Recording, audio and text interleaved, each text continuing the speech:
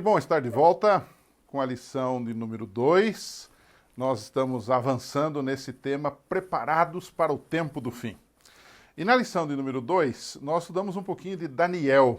O autor está colocando várias lições, especialmente essas 4 ou 5 da primeira parte do trimestre, nos dando um certo embasamento espiritual sobre como vamos estar diante de Deus no tempo do fim, como nos prepararmos para isto. E na lição 2 fala sobre Daniel e o tempo do fim. Em resumo, nessa semana, nós estudamos algumas lições, tiramos algumas lições da experiência de Daniel diante de uma provação, muito parecida com aquela pela qual irão passar os filhos de Deus no tempo do fim, logo antes da segunda vinda de Cristo. Então a pergunta é, o que pessoas que vivem no tempo do fim aprendem com Daniel e sua experiência? Esse é o tema central da lição desta semana. Número 1, a primeira coisa que aprendemos com Daniel é fidelidade no pouco e no muito. Jesus disse, quem é fiel no pouco, também é fiel no muito. E isso é particularmente significativo na vida do profeta Daniel. Por exemplo, na letra A, eu colocaria, Daniel foi fiel na alimentação. Isso aí podia ser considerado como muito e, sob certo aspecto, considerado como pouco, porque se ele comesse um porquinho lá no meio da comida que lhe serviam lá em Babilônia, ele era apenas um jovem, ele foi para a Babilônia talvez com 17 anos, por aí, ele poderia dizer assim, bom, eu sou apenas um jovem, eu sou um escravo, eu poderia transigir um pouquinho com a lei judaica, com as leis do meu país, com as leis da minha religião, com as leis que eu aprendi com os meus pais, com as leis bíblicas de alimentação. Não tem problema, é só uma vez, porque afinal de contas eu sou um escravo, é uma exceção. Mas ele foi fiel, não se contaminou, diz o capítulo 1, com aquelas iguarias, com aquelas comidas e bebidas que estavam lhe oferecendo. Então, em primeiro lugar, a fidelidade de Daniel nas pequenas e nas grandes coisas se manifestou na alimentação. Segundo lugar, letra B, seria fiel na adoração.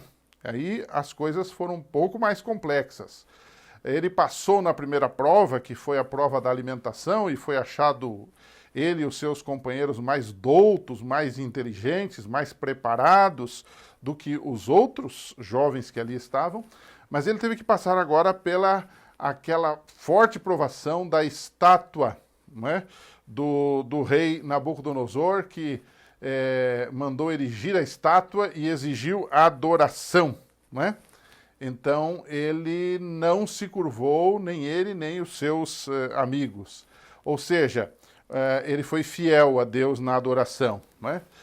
Um outro ponto que ele foi fiel, e nós conhecemos a história, foi fiel na aprovação. Então eu coloquei fiel na alimentação, fiel na adoração e fiel na provação.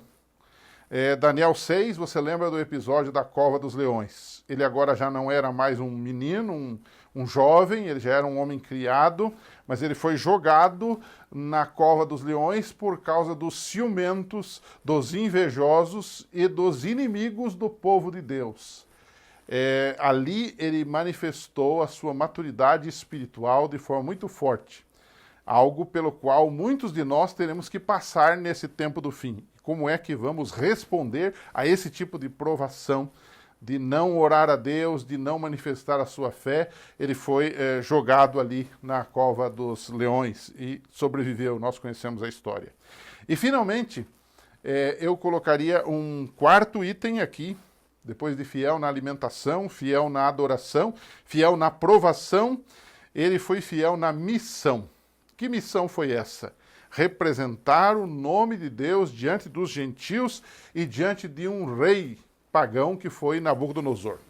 Em Daniel 4, verso 37, quando nós lemos a história de Nabucodonosor, que foi pastar com os bois, e que Deus o rebaixou e depois ele volta a si, o Nabucodonosor diz o seguinte, agora, pois eu, Nabucodonosor, louvo, exalço e glorifico ao Rei do céu, porque todas as suas obras são verdadeiras e os seus caminhos justos, e pode humilhar aos que andam na soberba. Você acha que Nabucodonosor chegaria a este ponto de humildade, de submissão e de glorificação do nome de Deus, se não fosse por Daniel e seus companheiros, pelo testemunho deles?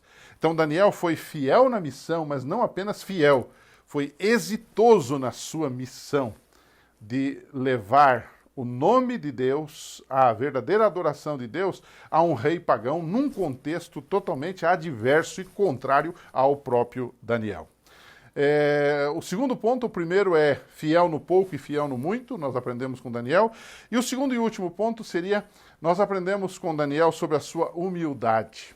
É muito interessante isto, a humildade e a sua submissão ao Deus do céu.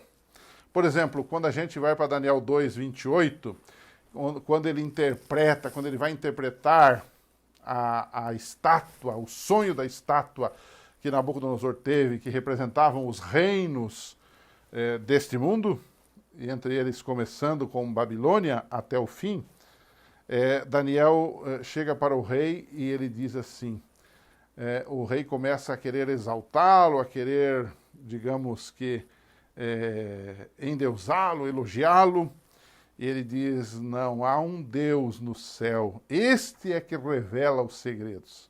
O que percebemos aqui é uma grande humildade, é uma grande submissão ao Deus do céu. Não é?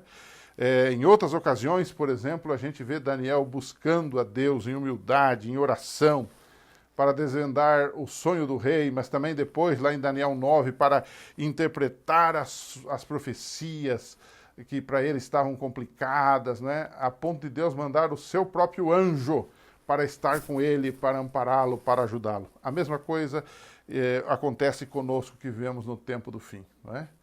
E para terminar, eu faria uma pergunta para você conversar um pouquinho com seus alunos. Se tiver um tempinho, leia Daniel 3, de 1 a 6, que fala da estátua de adoração que Nabucodonosor fez, aquela estátua toda de ouro, que exigia adoração dos súditos que estavam ali.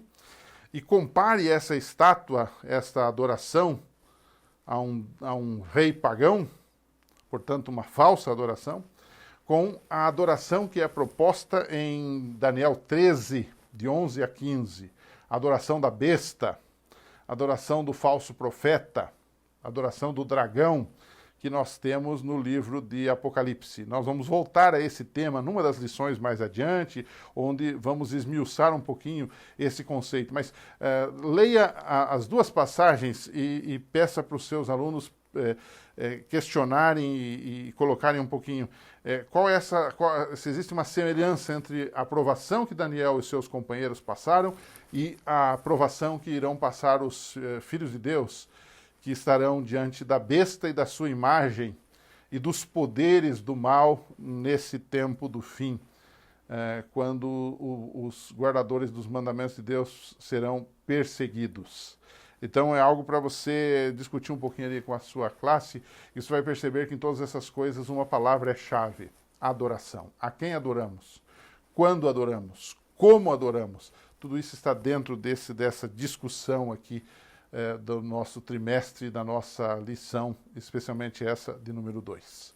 A gente se encontra na semana que vem, aqui nesse canal. Divulgue aos seus amigos e muito obrigado porque você tem nos apoiado e orado por nós. Até lá, a gente se encontra.